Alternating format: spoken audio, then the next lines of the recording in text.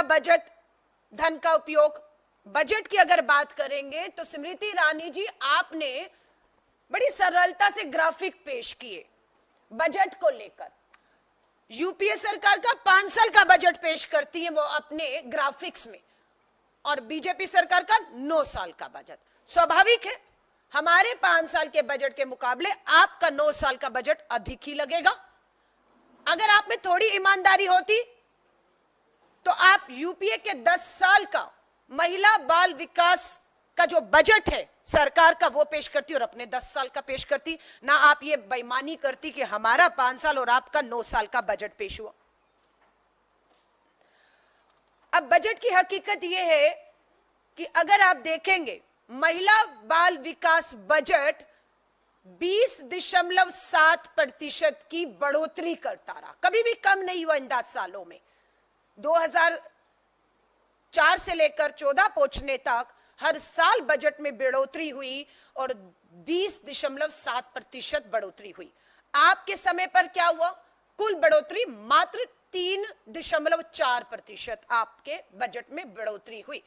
अंत में अगर हम देखें कि हमारे कार्यकाल में 2013 और 14 में कांग्रेस के अंतिम जो कार्यकाल था कितना बजट था? आज हम कहते हैं कि आपके बजट से आज आप जो बजट 23-24 का है, हमारा बजट उससे 5,000 करोड़ अधिक था। हमारा बजट आपके 5,000 करोड़ अधिक था और हमने 20% साथ जो है हमेशा उसमें की है। 1975 में प्रधानमंत्री इंदिरा गांधी जी द्वारा शुरू की गई एक दूरदर्शी योजना आंगनवाड़ी और पोषण को कवर करने की थी। आंगनवाड़ियों को लेकर इन्होंने कहा 50 लाख रुपए का हमने आंगनवाड़ी जो पीड़िता थी, जिनकी कोविड के दौरान सेवा देते हुए मृत्यु हो गई, 50 लाख बीमा कवर। स्मृति ईरानी जी यहां पर आप कोरा झूठ बोल गई। हम आपको चुनौती देते हैं, उन महिलाओं का जानकारी देश के सामने रखिए जिन्हें 50 लाख रुपया कोविड के दौरान बीमा का मदद मिला हो। सच्चाई यह है कि 22 जनवरी 2022 को पार्लियामेंट में जब आपसे सवाल पूछा गया कि कोविड के दौरान कितनी हमारी आंगनवाड़ी बहनें या हमारी जो दूसरी बहनें हैं कार्यकर्ता हमारी जो है उनकी मृत्यु हुई, उनको लाभ मिला, तो सच्चाई ये आती है government has no data on anganwadi worker who died due to कोविड-19। ये तो स्मृति ईरानी जी आपने कहा था आपके पास किसी तरह की कोई जानकारी और डाटा है ही नहीं। जब आपके पास कोई जानकारी नहीं थी, कोई डाटा नहीं था, तो किन लोगों को आपने 50 लाख रुपया कोविड बीमा कवर दिया है? ये सवाल आप पर गंभीर उठता है।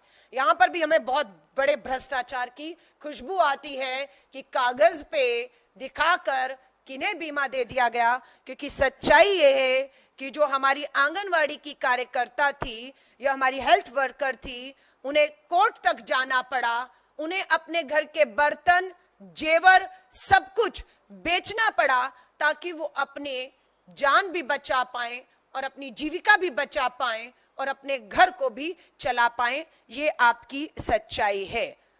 आजिम प्रेमजी यूनिवर्सिटी की रिपोर्ट को आप झुठला नहीं पाई हैं। जवाब मांग रहे हैं आपसे। आजिम प्रेमजी यूनिवर्सिटी की रिपोर्ट के अनुसार 20% आशा वर्कर और आंगनवाड़ी कार्यकर्ताओं को कोविड के दौरान खर्च को कवर करने के लिए, वही मैं आपको वापस बात दोहरा रही हूं, अपनी घरेलू संपत्ति आभूषण बेचने पड़े। मंत्री ने खुद संसद में बयान दिया, जिसका मैंने आपको अखबार की उस समय की हेडलाइन बताई है कि किसी तरह का भी किसी को मुआवजा नहीं दिया गया।